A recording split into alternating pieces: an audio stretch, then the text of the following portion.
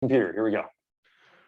Okay, so the default commands are Journey. I'll just type Journey help for all the commands. The admin command is where all the admin stuff lies. I put them all into one place, so debugging and invalidating the cache. There's also going to be eventually reloading the config there, but I haven't done that yet. There is delete, list, save, and to. All of these guys are editing the destinations and moving to the destinations that you previously saved. So the important one right now is just to show you that you can travel to someplace. So there's journey to, and then you specify whether it's your own, like my location, or it is the public destination. So if I saved a personal destination, I could go journey to my home, say, if I had something called home, or if it's a public place, you go like public, and then I have a couple of them saved here. Ice storage and lunar base. I'm gonna turn on no fly. Yeah, okay, so it's gonna find a path to lunar base. If I put in the flag no fly, then it'll not use the fly ability, right? So flags work the same way from before. I can do animate like before and animate, you know, the search process. And if I run no door, that's a new one, new flag. It will ignore any iron doors that don't have pressure plates in front of them, because usually there could be like a button or a lever, and that's just hard to deterministically identify whether that door is actually like you can actually whether or not it's associated with it. Yeah, but for the most part, the pressure plates should be enough, and it should recognize those. So right. So these are the new particles. Instead of a weird, you know, well, instead of like a trail of fire trail on the ground, I feel like this is a little bit more fun and immersive. You kind of have to walk through a big cloud of particles instead.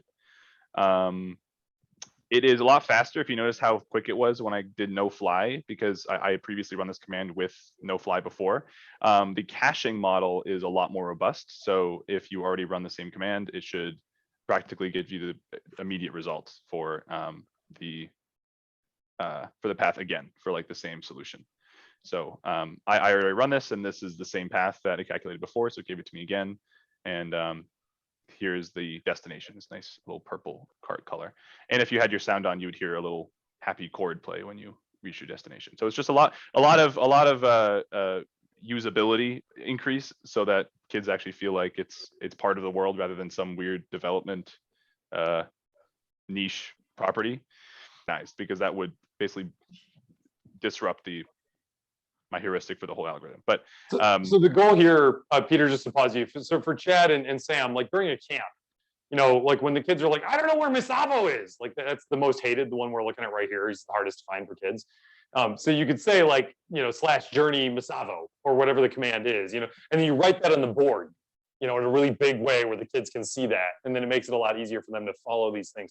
Because you would think the map is easy, but they will still struggle with even a map. So this is sort of on top of the map. Yeah. So the idea is that you can, as an admin, you can save a new public location, and you know other people can't do this, but only admins can. And you can save as many as you want. You just have to be in that location, and it'll save that location, so anyone else can travel to it. Yeah, there's also lists. You know, list all public ones. It tells you different ones that you have list. You can list, you know, mine. And so hopefully the tab completion should also be able to help with all these things, to be clear. Okay, so that's that. I should say that, Chad. So the last thing I did is try to do that. So I created another plugin. This is more of a proof of concept now, kind of in the very first stages, and so bear with me. But it's called Guide. And so Guide is a proof of concept of another plugin that would use Indicator and compile it to, you know, use as a repository, as a, you know, dependency. And so if I type guide, I can type the location of a public, sorry, the name of a public location. In this case, I've called it LOC. That's where the beacon is in front of me. And it's going to create a little Fox guide. And he says, I'm going to plan us a route, and says, I'm ready. And his speed is going to be inversely proportional, or inverse exponent basically to my relative location to him. So if I get closer to him, he's going to start running faster towards the destination. And if I kind of walk away and see if I have to do something, I'm going to mine a bit. That's really he helpful. Just hangs out there until you come over and say, okay, I'm ready to go again. And goes and goes until he gets there. He sometimes falls in water. Can you have him say, "We're walking, we're walking"? Yeah, we can have him say whatever. We're swimming. We're a little lost. Don't worry about it. And we arrived, and then he disappears. So, Nice. all- Another little Mr. Meeseeks. Love it. yes, Mr. Meeseeks. All it does is looks ahead to like 5 paths ahead to the search algorithm. So like if I, right, so every 5 blocks or so, it'll try to, use the default Minecraft AI to like, or to find that location. And then once it reaches there, it'll say, okay, what's the next 5 blocks ahead, and keep going. If you veer off the path, does he come over to you and start, or is that something you would do next? Like, No, that's something I could do next. He could follow you around. Basically, I don't have any sort of tracking about where the user goes off the path at all yet. right on. And I know that's helpful for a lot of reasons. So like for specifically like managing reporting data back to us, basically to say like how well people follow the path. I know you're interested in that.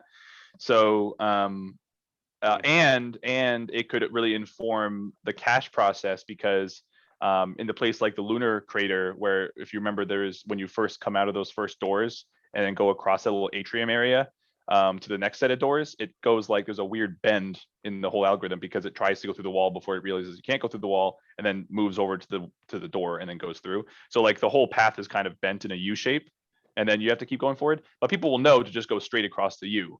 So if I can identify, oh, people didn't follow the path and went straight to that U, maybe I can use that quicker path as the solution to the algorithm, because people use that. So